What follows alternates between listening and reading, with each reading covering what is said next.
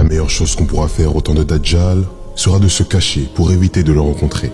Dajjal se déplacera avec de grands fleuves. Le prophète alayhi salatu wassalam nous dit à ce sujet que celui qui assiste à cet événement, qu'il se présente devant le feu, qu'il ferme les yeux, baisse la tête et boive, car il y trouvera de l'eau fraîche. Dajjal se fera suivre par énormément de gens parmi les gens du livre, des bédouins, mais aussi par énormément de femmes, à tel point que l'homme devra retourner vers les femmes de sa famille afin de les attacher dans un lieu où elles seront à l'abri.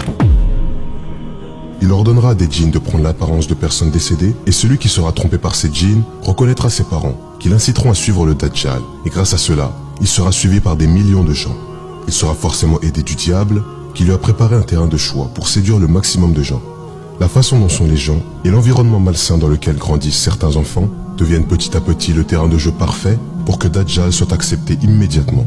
Sur son front est écrit Kafir, qui signifie mécréant, et pourtant, cela n'empêchera pas qu'il sera suivi par énormément de gens. Dans le monde d'aujourd'hui, les choses qui dominent le plus sont la musique, les divertissements et les réseaux sociaux.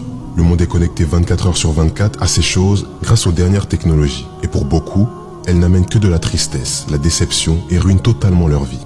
Ceux qui écoutent de la musique finissent par vouloir faire comme la personne qui est en train de chanter. On voit certains qui ont soudainement envie de fumer et d'autres qui veulent à tout prix un petit ami et devenir comme leur chanteuse préférée.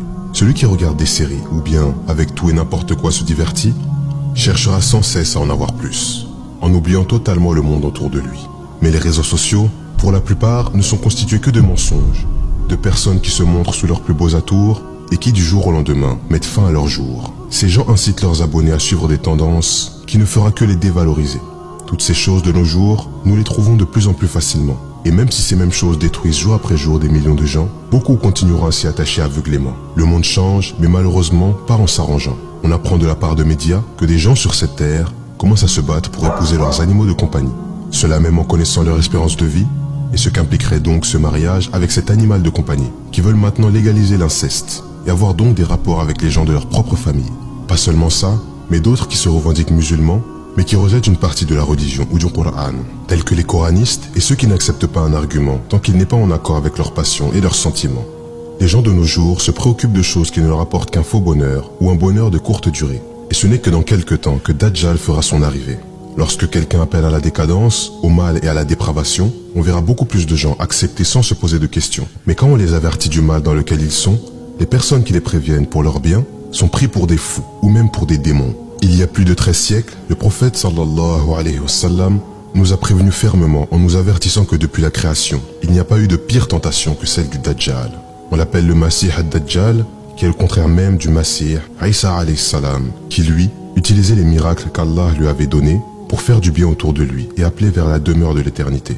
Mais le Masih ad-Dajjal, lui, utilise les signes qu'Allah lui a donnés pour que les gens le suivent et deviennent ainsi égarés.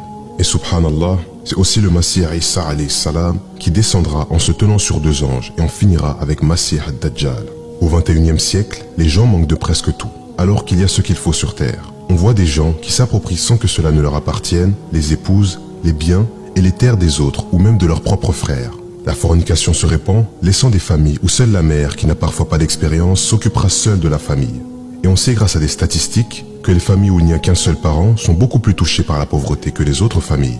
La pauvreté entraîne les crimes et les crimes le désordre sur la terre. Et cela n'est pas près d'en finir.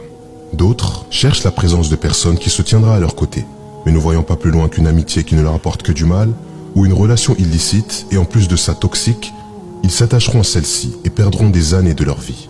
Le Dajjal viendra à une période qui sera forcément pire que celle dans laquelle on vit.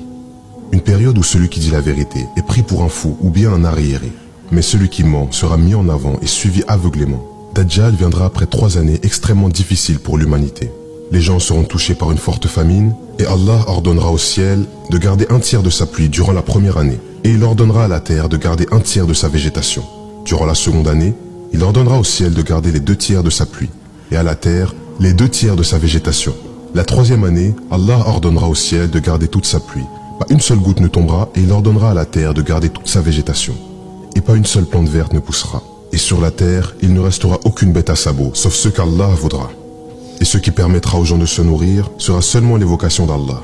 Après cela, Dajjal viendra avec la possibilité de faire tomber la pluie et faire sortir de la terre sa végétation. Après tant de souffrances, il est évident qu'énormément de gens le suivront. Nous vivons dans un monde où beaucoup sont extrêmement perdus. Seuls ceux qui auront donc suivi la voie droite, celle d'Allah, pourront s'en sortir et réussiront. Allah n'a pas laissé absolument tous les champs possibles au Dajjal et il ne pourra pas entrer à la Mecque et à Médine.